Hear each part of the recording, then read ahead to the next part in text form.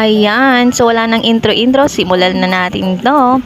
Ayan, so good morning mga ka-healthy lovers, mga organic product lovers, mga barley lovers, and Vitabella Suki. Ayan, so tayo ay nasa day 3 ng pagtitimpla ng ating barley, and syempre nilagyan ko siya ng collagen peptide ng Vitabella din.